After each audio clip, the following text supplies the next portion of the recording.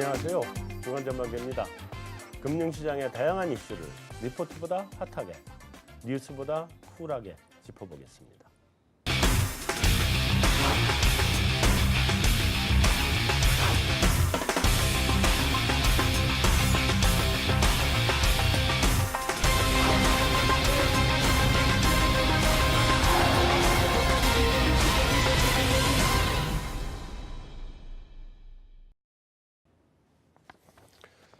안녕하세요. 안녕하세요. 안녕하세요. 네, 안녕하십니까. 네. 지금 다우하고 S&P가 사상 최고죠. 예, 그렇습니다.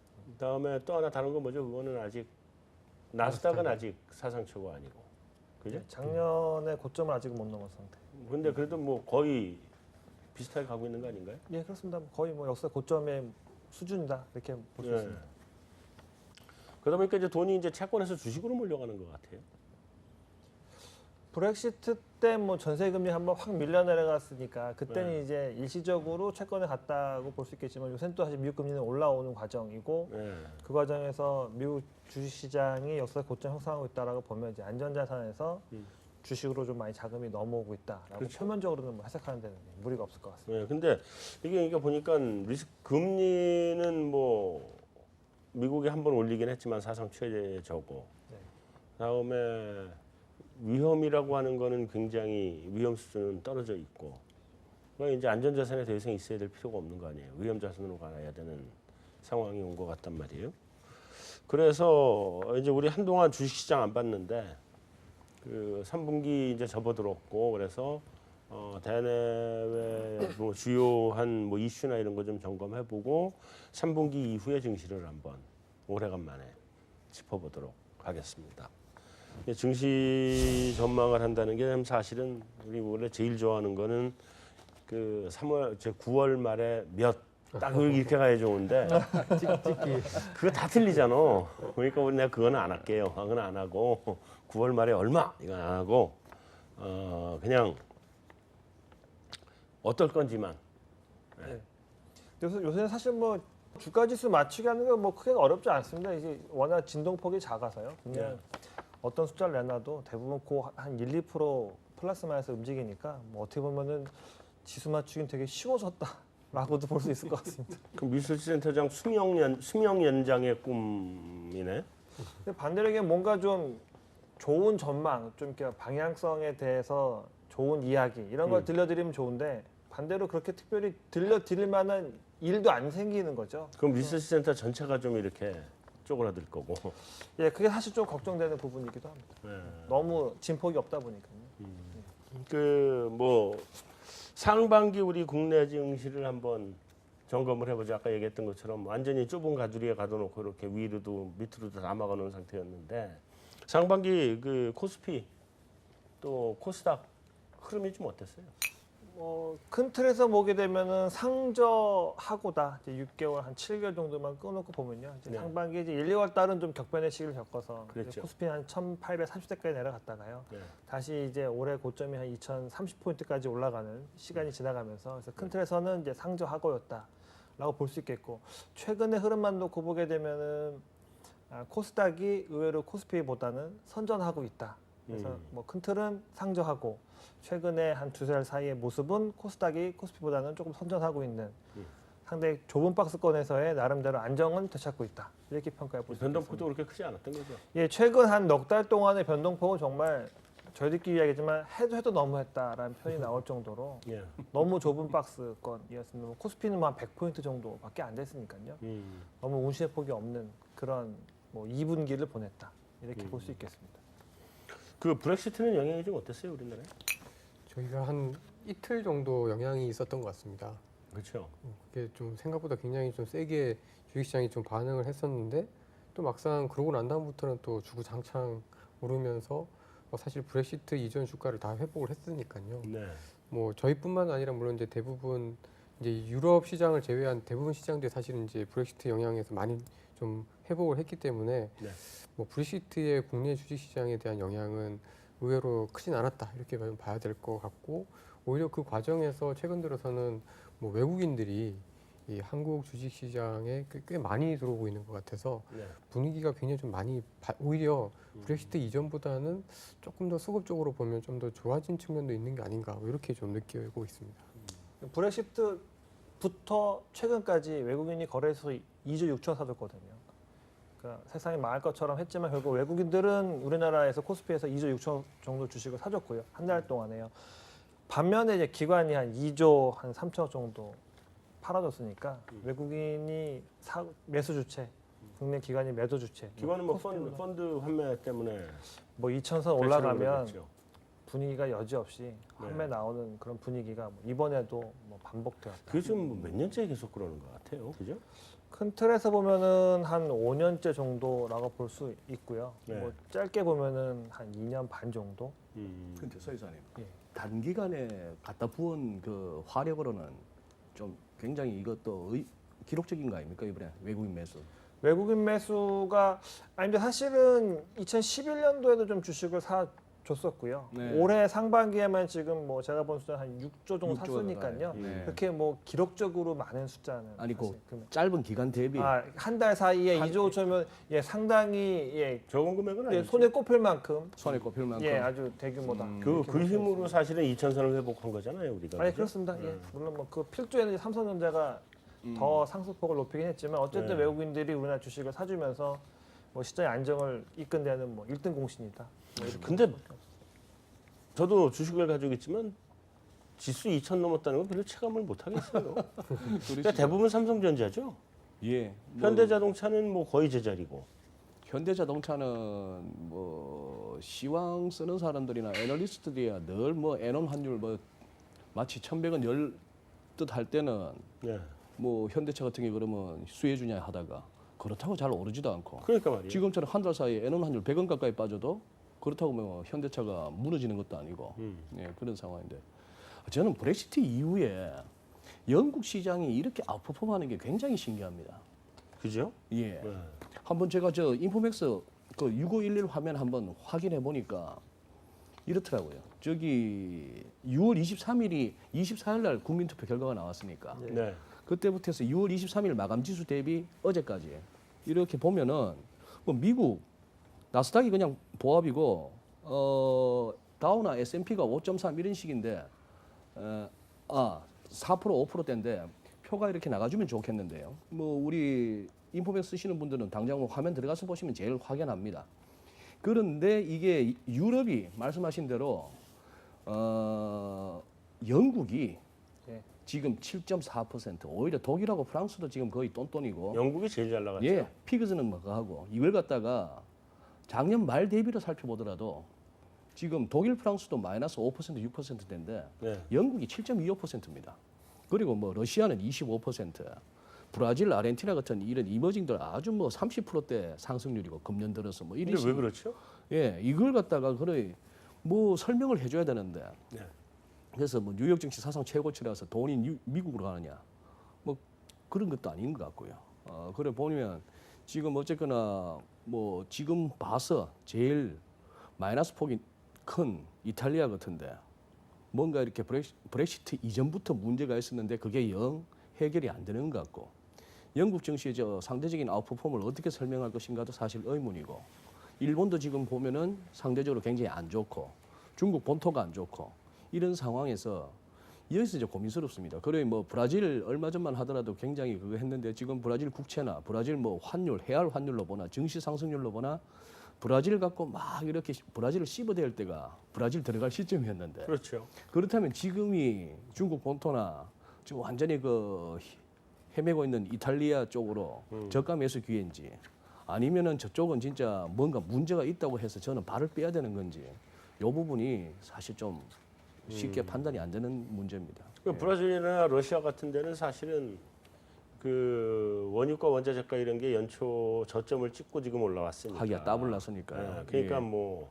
네. 그런 쪽 주가가 올라가는 건 뭐 당연히 그렇다 치는데. 그리고 아까 표에서도 이렇게 보셨겠지만 우리 코스피나 코스닥이나 우리 국내 증시가 뭐 브렉시트 이후를 봐서는 이렇게 선진국들 오른 거, 주변국들 오른 거에 비해서 이머징 포함 네. 굉장히 상대적으로 제일 저조하고요. 네.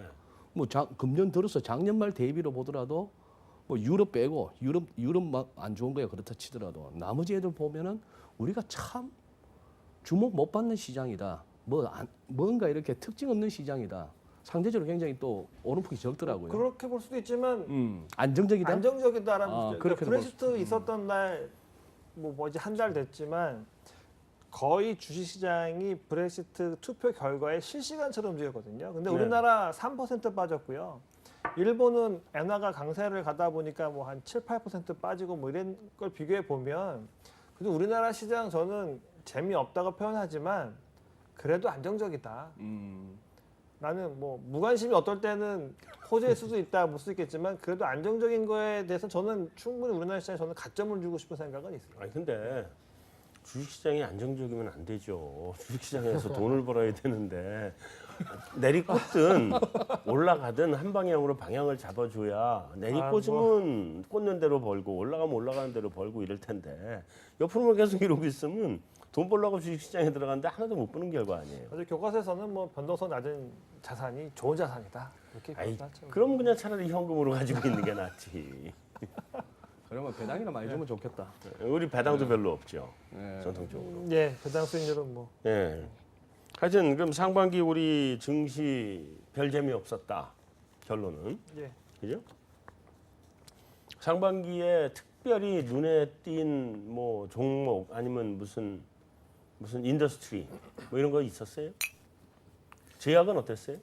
제약 좀 가는 듯하다 말았죠? 예, 별로 안 좋았죠. 없었고요. 화장품도 이번에 사든가 뭔가 때문에 많이 충격을 받긴 했지만 화장품도 그렇게 좋은 건 아니었잖아요. 그거 아니어도.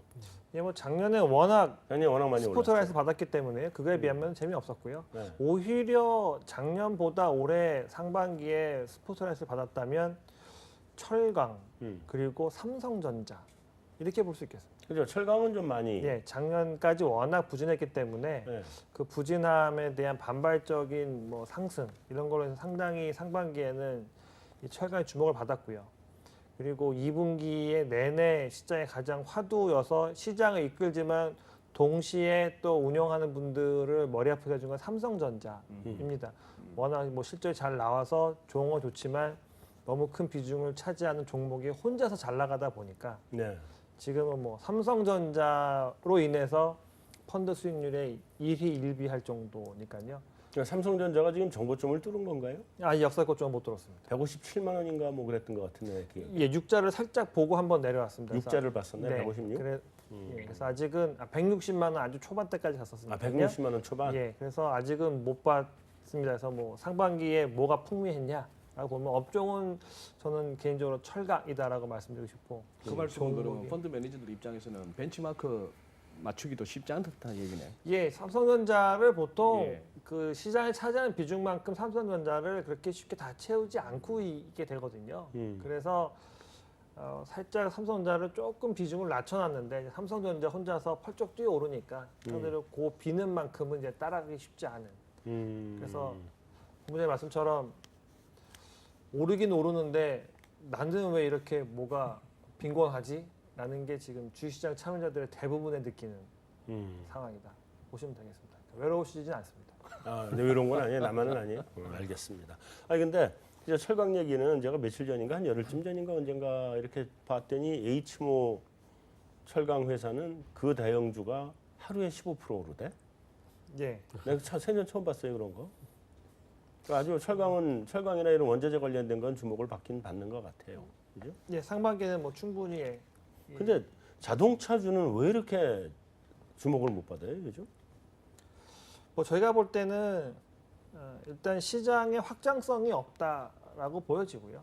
그리고 해외 가서의 경쟁력이 좀 이뤄지는 게 아닌가라는 거고 지금 뭐 잘 팔린다고 하지만 그거는 공장을 돌리는 데서는 거의 최대치의 최대량을 뽑아내고 있으니까 여기서 돈을 더 벌지 않으면 우리가 주식을 더 사지 않겠다. 되게 이제 쉬운 논리죠. 그래서 자동차는 한계가 있는 것이 아닌가. 여기서 한 번 더 뛰어넘기 위한 뭐 어떻게 보면은 이 산통을 한번 겪어야 되는 게 아닌가라는 차원에서 자동차는 일단은 관심 외로 내려놓다 보니까 이제 뭐 바닥에서 오르지도 못하고 뭐 더 이상 내려가지도 않고 그런 살짝 뒤안길에 뒷주머니 있는 주식같이 돼버렸습니다.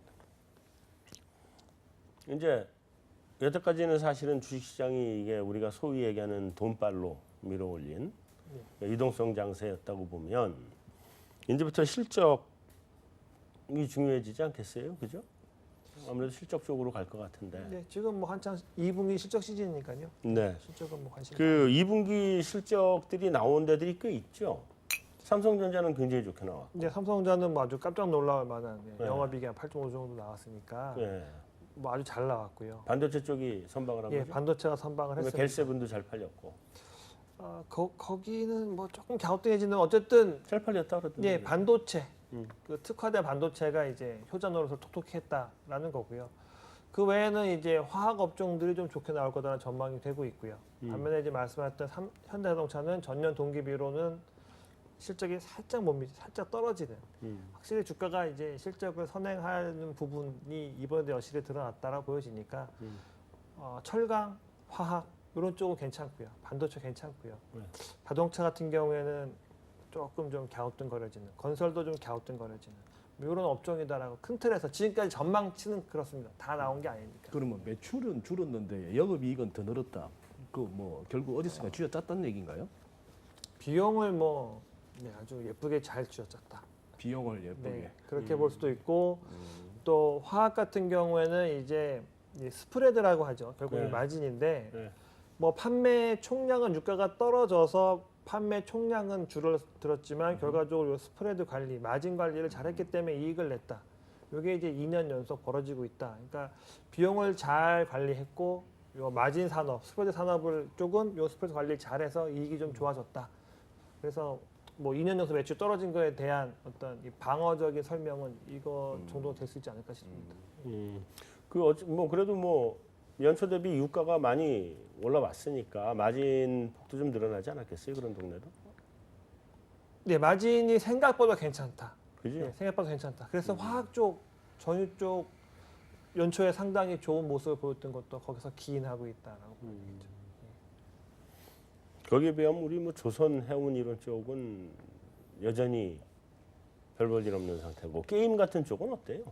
뭐 요즘 뭐 포켓몬 이런 거 알파고 이런 거 해가지고 게임이냐 무슨 뭐 증강모냐 뭐 이런 쪽으로 해서 한참 좀 바람이 불고 싶었던 것 같은데 바람이 불었어요? 게임은 좀 별로 재미 못 보는 동네인 것 이 같고요. 바람이 불려면 연을 쭉 날릴 만큼 불어줘야 되는데요. 네. 그냥 이렇게 나뭇가지에 있는 깃털 떨어뜨릴 정도의 바람이었다. 그런 정도였다. 뭐 한 2, 3일 정도의 뭐 우리도 알파몬고 관련 주식은 없어요? 포켓몬고. 포켓몬 알파몬고라네. 뭐 알파고하고 이제 헷갈렸네. 신조어를 지금. 받으셨는데 헷갈렸네. 하여튼 뭐 그런 거. 정확히 직접되는 수혜주는 없다라는 게 둘 다. 예. 그래도 뭐 시장에서 뭐가 하나 주목받아서 주가가 좀 올라가고 그런다는 얘기 있긴 있는 것 같은데. 뭐 그거는 이제 뭐 이야기를 만들겠지 부분이지만 실제로 그 연관된 산업을 영위해서 그것이 이익으로 창출될 수 있느냐 네. 봤을 때 직접적인 기업은 뭐 아직까지는 없다.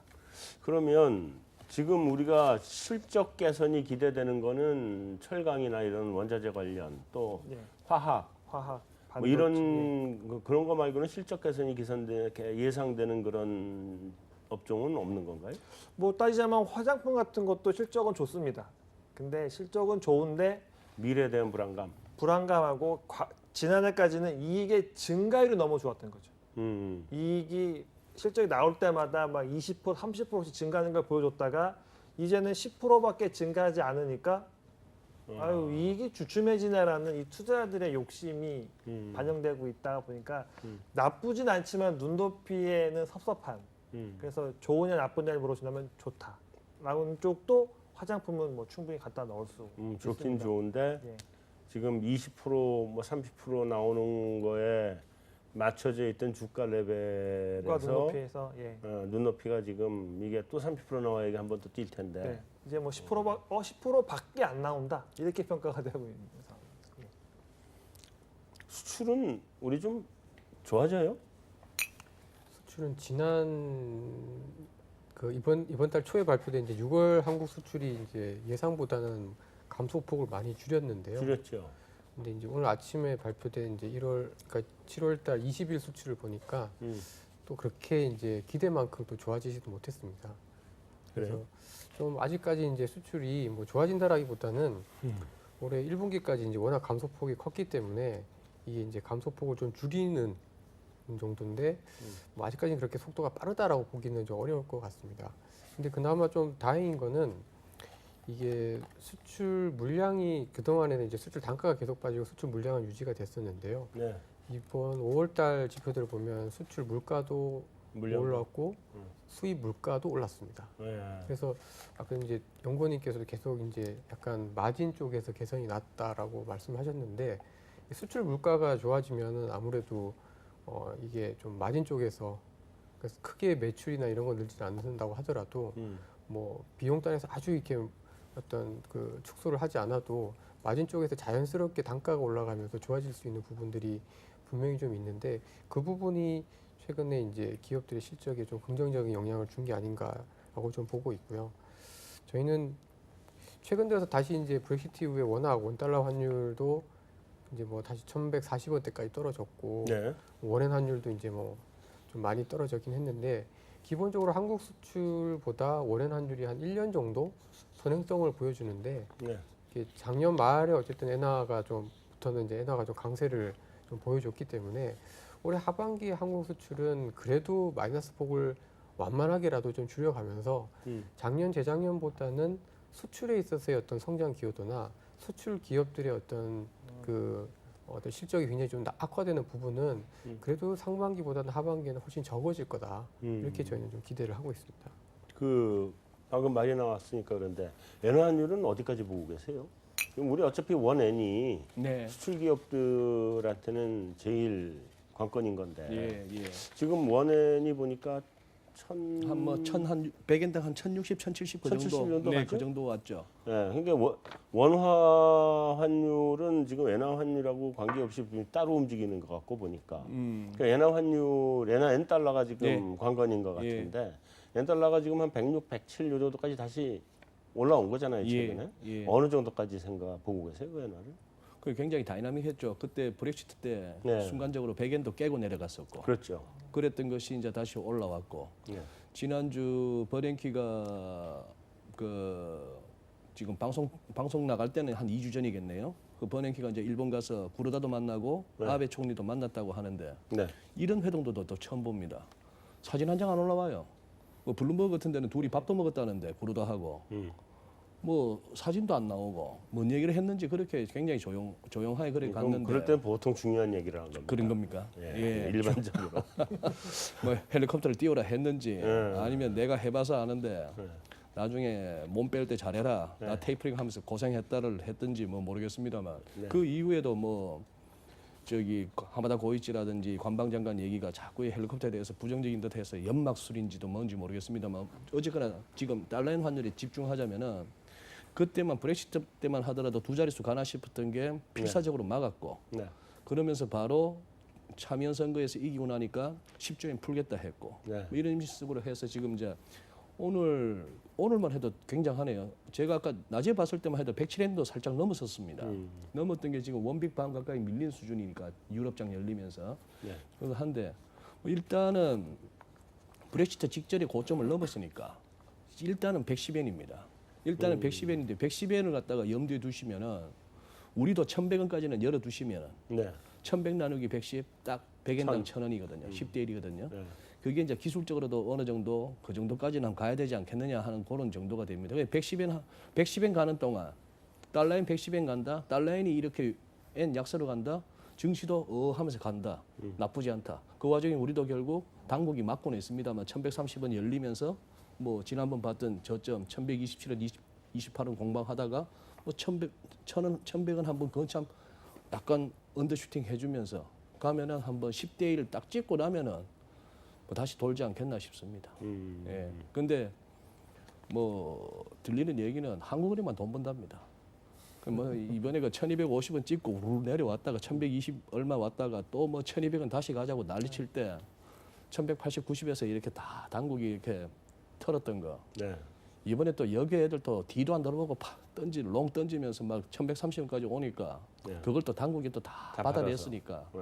시장에 뭐 이산이야 랭가비 저산이야 랭가비 하면서 다니는데 돈은 우리 당국이 버는 나쁘지 않은 것 같아요. 한국은행 주식 혹시 안 파나? 그거 거래 안 돼요? IPO 해야 될 것 같아요. 자, 그러면 그 원엔을 우리가 보통 한 1,000 정도를 100엔당 1,000 정도, 그 정도가 가장 그래도 수출 시장에서는 괜찮다고 하는 환율이라 그러는 거잖아요. 그러니까 그보다 너무 밑으로 떨어지면 우리 기업들 경쟁력이 좀 떨어지고 위로 올라가면 우리가 좀 유리하고 이렇게 보는 건데, 그러면 뭐 일본하고의 경합에 있어서는 우리가 별로 불리한 건 없을 것 같고, 그죠?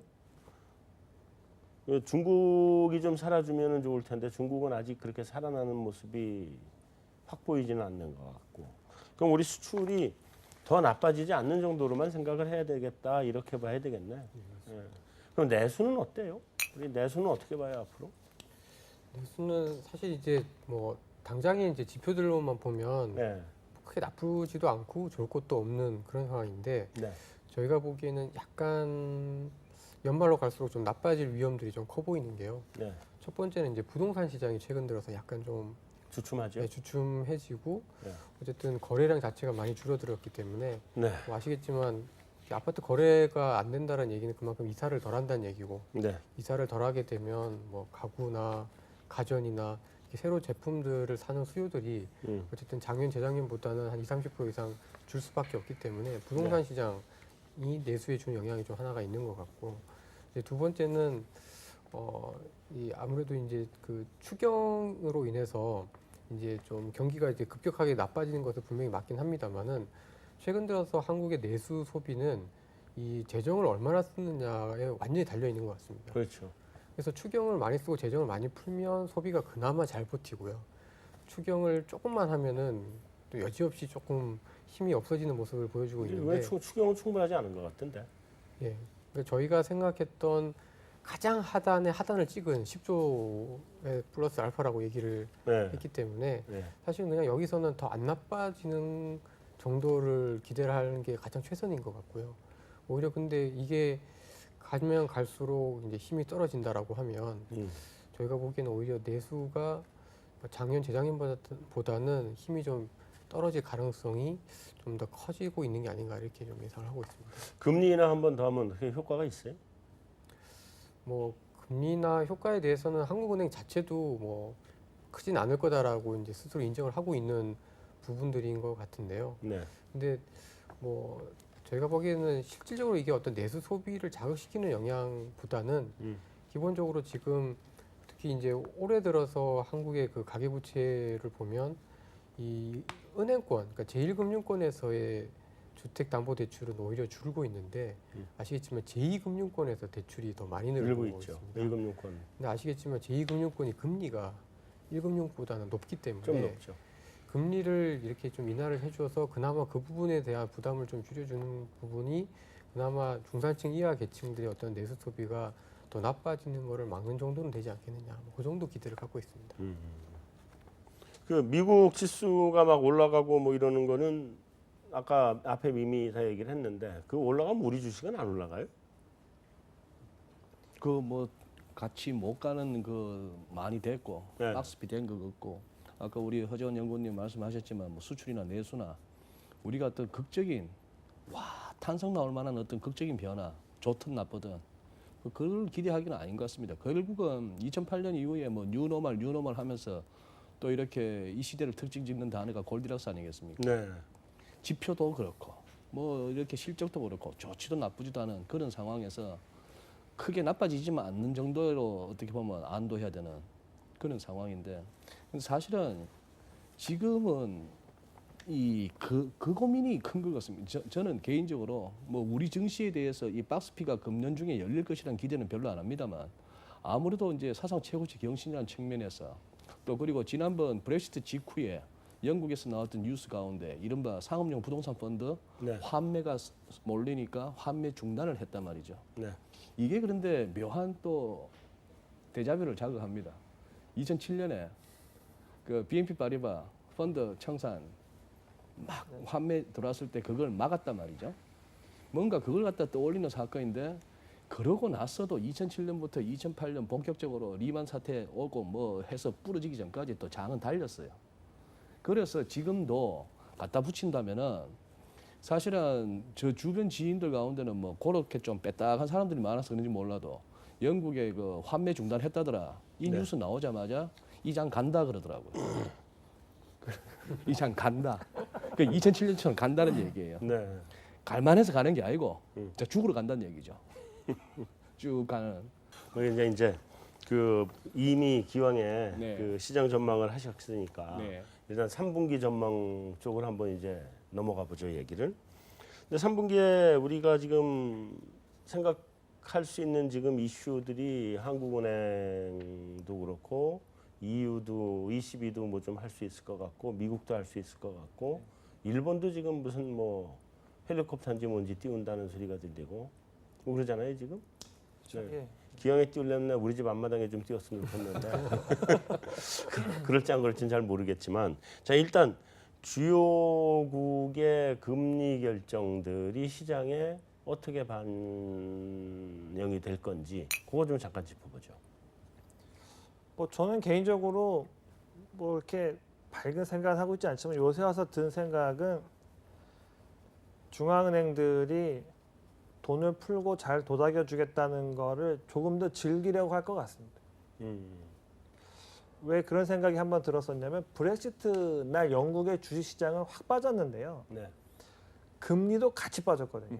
네. 그러니까 그렇게 경제가 뒤틀어지고 사단이 벌어질 것 같으면 일반적으로 금리는 좀 올라주는 게 맞다고 생각이 드는데 네. 주가는 뭐 빠져서 유럽에 제일 적게 빠졌고요. 그리고 금리는 내려갔으니까 채권 영국의 자산이 그렇게 불안정하지 않다라는 건데 그 근저에는 자 이렇게 되면 영라은행이 절대로 가만히 있지 않을 거야. ECB가 화는 났지만 가만히 있지 않을 거야. 라는 거에 대한 기대감이 지금까지 주가를 만들었다 보기 때문에 앞으로 조금 더 벌어질 이 중앙은행들의 행태는 시장에 좀 더 긍정적이고 시장 친화적인 것일 가능성이 높고 그거를 투자자들은 그대로 좀 더 즐기지 않을까 저는 뭐 그렇게 생각하고 있습니다. 허재원 연구원. 금리 결정들이 어떻게 될 것 같아요? 저는 미국은 일단 우리부터. 한국은 7, 금리나 8, 9월 중에. 한 8월 정도에 하지 않을까 저희는 이제 그렇게 기대를 하고 8, 있습니다. 9월 얘기하네. 네. 아무래도 이게 이제 추경을 일단 했으니까 뭐 지난달은 뭐 연속적으로 2번 할 정도의 상황은 아니었기 때문에 좀 쉽다라고 보고 이제 추경이 나오면서 한 번 더 어떤 정책적인 자극을 주기 위해서 한 번 더 할 가능성은 저는 좀 충분히 있다라고 좀 보고 있고요. 네.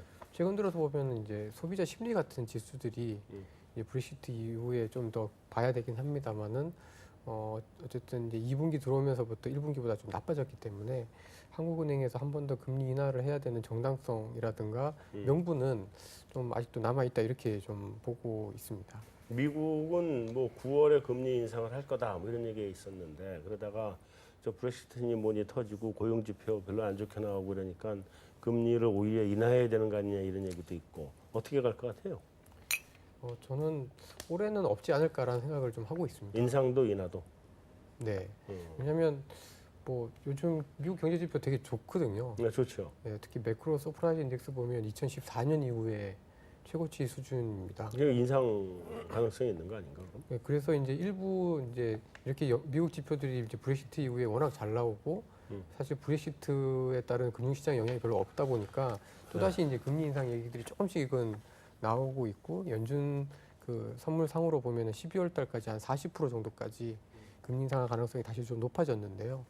근데 이제 지난달 FOMC의 성명서 내용만 보면은 이 브렉시트에 따른 위험이 단기적인 거 아니라 중장기적으로 있을 거다라는 이야기들을 좀 하고 있기 때문에 그렇죠. 당장이야 뭐 탈퇴가 돼 있는 것도 아니니까. 그러니까 연준 입장에서 봤을 때 브렉시트라는 거가 분명히 생겼기 때문에 이거의 위험을 그냥 쉽게 금융시장이 단순히 뭐 안정적이니까 그냥 넘어갈 것 같지는 않다 이렇게 저희는 좀 보고 있고 네. 지금 영국도 그렇고 뭐 일본도 그렇고 유럽도 그렇고 어쨌든 이 이벤트 이후에 계속해서 뭔가 돈을 풀고 자기네들의 환율을 그래서 좀 낮출 수 있는 요인들이 있기 때문에 이게 지금 달러가 이머징 대비해서는 약간 강한 층에 속하지만 여전히 선진국 통화 대비해서는 달러 지수가 지금 계속해서 지금 올라가고 있는 상황이라서 네. 연준 입장에서는 또 이 달러가 계속 강세를 보이는 것도 그렇게 달갑지는 않을 것 같습니다. 네. 그런 측면에서 보면 굳이 뭔가 이 경기가 대단히 좋은 것도 아닌 상황에서 뭐 쉽게 또 금리 인상 얘기를 해가지고 달러 강세를 자극을 시킨다? 이것도 좀 생각하기 좀 쉽지 않은 상황이기 때문에 예. 저희는 뭐 전혀 가능성이 없다라고 얘기는 할 수는 없습니다만은 개인적인 생각은 넘어갈 것 올해는 같다. 없다. 올해는 없을 거다라고 네. 봅니다. 22는 지금 유럽 증시가 전반적으로 다 안정을 찾았기 때문에 추가 인하를 할 가능성은 많이 없다고 봐야죠. 네. 네. 일본은 그 헬리콥터 머니는 어떻게 뿌리겠다는 거예요? 그게 사실 뭐 말이 많은데요. 네. 헬리콥터를 우리 집 앞마당에 띄우든지 아니면 어디다 띄울 건지를 알려주면 내가 그 밑에 뛰어가든지 할 텐데. 바람에 날려서 못 잡으실 것 같아요. 아, 헬리콥터 바람이 너무 세구나. 그 정황적으로는 이제 헬리콥터 머니라는 게 이제 재정 정책과 통화 정책을 이제 연결하는 네. 그리고 그 규모 자체를 완전히 대규모로 하는 게 이제 헬리콥터의 머니의 이제 일반적인 뭐 정책 정의다라고 좀 보시면 되는데 네. 지금 나오는 얘기는 이제 10조 엔 푼다라는 거를 20조 엔까지 늘리겠다라는 얘기를 좀 하고 있습니다. 그럼 뭐래요? 재정으로 아니면 재정으로요. 통화로? 재정으로. 재정으로 20조를 늘리고 예. 통화는 그 이제 양적 완화는 확대를 하는 건가요, 그럼? 자산 매입도 좀 확대를 할 것 같습니다. 자산 매입도 확대를 하고. 그럼 요번 이달에 결정을 하나요? 네, 이제 다음 주 다음 주 28일 날 27, 28 뭐 이렇게 하죠? 네. 이틀 동안? 이제 그 이제 재정 정책에는 보면은 뭐 일반적인 지진 복구 뭐 이런 내용들도 있지만 2020년 올림픽 뭐 이런 것들도 있고 그래서 좀 예상보다는 재정 정책을 좀 크게 쓰고 또 그 늘어나는 것만큼을 이제 통화 정책을 통해서 뭐 한다 이런 얘기가 받아주고. 있고 또 한 가지 얘기는 뭐 50년 연구체 발행한다는 얘기 뭐 이런 것들도 그 나오고 부분 있습니다. 그렇겠네. 연구체 말씀하시니까 헬리콥터 머니는 핵심은 공짜라는 거. 그리고 지금 예를 들어 재정하고 뭐 통화 정책하고 같이 이렇게 결합을 시킨다. 뭐 10조엔을 20조엔 정도 한다. 이거 갖고는 헬리콥터가 될 수가 없는 게 기존의 QE도 헬리콥터는 아니거든요. QE라는 게 시중에 뭐 은행을 비롯해서 기관들이 들고 있는 국채를 사줬어요. 국채를 사주면 돈이 나갔어.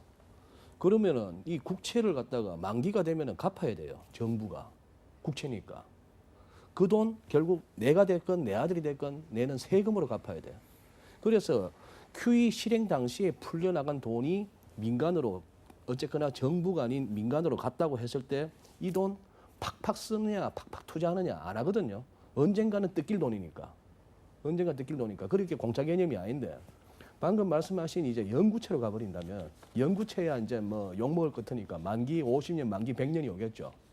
그 정책 갖다가 수행하는 놈 지 그렇죠. 자연적인 수명이 다 끝난 이후에 만기 오는 거 그런 걸 해서 하면은 이거는 약간 공짜 개념이 되거든요. 이제 연구체는 안 갚아도 되는 돈이니까. 그리고 뭐 결국 그거 아니겠어요. 이거 나중에 안 갚을 거다 하는 지금 미국이나 일본이나 뭐 영국 유로존 20위까지 할 것 없이 지금까지 해놓은 이거 우리 상식적인 정상적인 그걸로는 못 갚아요 이거. 그렇죠. 못 갚은데 못 갚으면 나중에 가서 어쩔 끼냐 하는 거지. 또 차원하겠죠. 차원하는데 또 뭐 한 이번에는 그러면 5년짜리를 한 50년으로 그러면 한 50년 후에는 뭐 한 500년 만기로 이런 식으로 가는 거죠. 뭐 그런 것인데 헬리콥터 머니 부분도 저 그거 한 거고 아까 허영구님한테 여쭤봐서 근데 금리나 우리 한국은행 하겠나 싶습니다. 요새 아니 안할 거. 제가 요즘 국내 언론 봐가지고는 그 한국은행에 대한 어떤 금리나 압박이 나올 만한 데가 없는데요. 아직은 안 나오고 있죠. 아직은 할 안 만한 나오고 데가 어디 있는데 있습니까 지금? 한국은행 보고 좀 금리 좀 낮추지 할 만한 데가. 뭐 알 수 없죠 또. 그건 두고 봐야죠.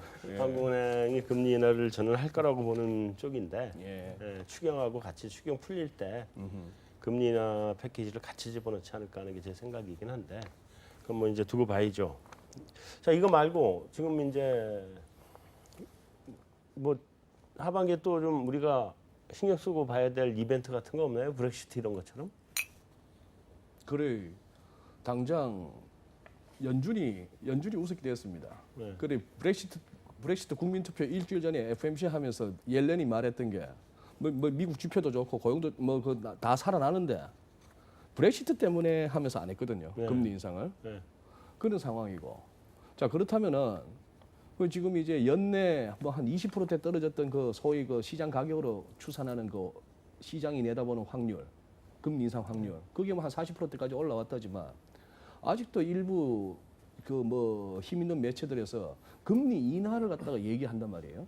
연준이 금리 인하로 돌 수 있지 않느냐. 네. 꼴랑 제로에서 0.25, 이 타격 레인지를 0.25에서 0.5.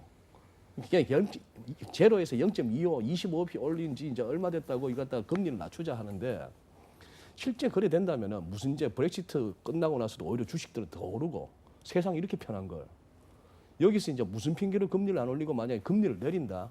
제가 봐서는 옐런부터 해가지고 그 투표권 있고 없고를 떠나서 그 이렇게 텔레비에 자주 나오는 그 양반들 있죠. 연준 위원들. 죄다 옷 벗어야 됩니다. 무슨 처음에 전도표 찍을 때는 뭐 한 2017년쯤 가면은 뭐 미국 금리 한 3, 4%가 있을 것처럼 떡떡 찍었던 놈들이 한 번 올려놓고 무슨 핑계로 내린단 말이에요. 네. 또 그럴지도 모르겠다라고 쓰는 애들도 웃겨요. 저쪽에 메인 언론들 중에. 네. 그거 참 골 때립니다. 예. 다른 이벤트는 뭐 없어요? 이거 그러니까 아무 이벤트가 없는 게 저희 같은 직업은 되게 아주 황망한 하반기다. 아무 이벤트가 예, 없다. 특별히 관심을 가질 만한 게 이제 FOMC가 뭐 어떻게 액션을 취할 거냐. 그런 요거 거. 말고는 시장에 이렇게 관심을 가질 만한 지금은 이벤트가 없다. 좋습니다. 그러면 자 이제 우리 결정의 시간이 왔습니다. 지스밴드 뭐 뻔하지 뭐 각자 돌아가면서 한 마디씩. 이 답도 뭐 어렵지 않습니다. 1920, 2050. 아 2050 못 넘어요? 올해 고점 2030 정도니까요. 네. 올해 고점을 넘긴다라고 지금 제가 전망을 한 거기 때문에. 아 2030을 넘긴다. 네, 그러니까는 이제 예, 1920, 뭐 2050 정도. 우리 역사 고점이 한 2200 가까이 갔었나요? 예, 2230 2230 그죠? 예, 정도가 2200 갔는데 예. 그 근처는 못 가는 거네. 이번 질문의 시간표 내에서는 안 될 것 같습니다. 이번 질문 시간 편에서는 안 된다. 네. 뭐, 나도 별로 좋을 일은 없겠네. 지스밴드 어디까지 보세요? 지수밴드. 네. 예, 조금 뭐 하단은 얘기하지 마세요. 예. 상단만 한번 얘기해 보세요. 상단 뭐 한 2,100까지는 열어놓겠습니다. 2100. 저 바깥에 분위기 좋을 때, 음. 뭐 그러고 외국인들 조금 3전 좀 더 땡겨주면 네. 가능하다고 보여지는데 그렇다고 다른 종목도 간다는 보장은 없고요. 서정피 이사보다 훨씬 이게 장사꾼 기질이 훨씬 있으시네. 이게 시장 전체로 못 가고 네. 가는 놈만 가면서 만드는 건데 네. 이 하단 부분이 좀 겁나는 게 하단이 겁나요? 하단이 이제 뭐 아니요. 연내는 아닌 것 같은데 네. 연내는 그 엔조이 하자 즐길 때 즐기자 그거 공감하는데 네. 아 내년 해 넘기면서 혹시 저러다가 브렉시트 제가 그때 했던 말이 이거 장난치다고 하고 이 네. 카드가 진짜 트럼프가 될 수도 있거든요. 그렇죠. 트럼프가 될 수도 있는 거고 오늘 LG전자 그래도 선방했습니다만 저 관세 때리는 거 보십시오. 네. 110%인가? 때리죠. 그러면 10만 원짜리가 그러면 세금 때문에 21만 원 된다는 얘기인데. 지금 약간 이 뭐 사드 이후에 그래도 뭐 조용해서 갑니다만 저 너무 조용한 게 겁나거든요. 손 보려고 들려면은 네. 살살 갈굴려고 들면은 갈굴 때가 굉장히 많기 때문에 그래서 뭐 위로 한 2,100까지는 열어두고 아래쪽은 그래도 지금까지 1,900 가면 다 사고 싶었고 네. 1,900에 가면 또 이렇게 어떤 뭐 시장 수급 상황이 또 이렇게 받쳐주는 그것도 들어오고 합니다만 뭐 그렇다면 뭐 한 1,800 혹시나 안 좋아도 뭐 1,800, 7, 80 어라운드 그래서 뭐 여전한 박스피 가운데에서 가는 놈만 간다 그렇게 전망됩니다. 지수 전망 할래요? 뭐 대동소이에서의 별로 제가 대동소이? 의미 없습니다. 재미없는 하반기네.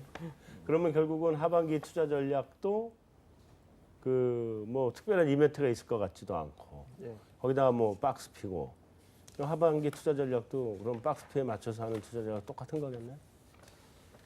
네, 참 심심한 대답이지만 뭐 어쩔 수 없습니다. 알겠습니다. 뭐 더 할 말이 없을 것 같은데. 자, 메인 토크는 여기서 마무리하겠습니다.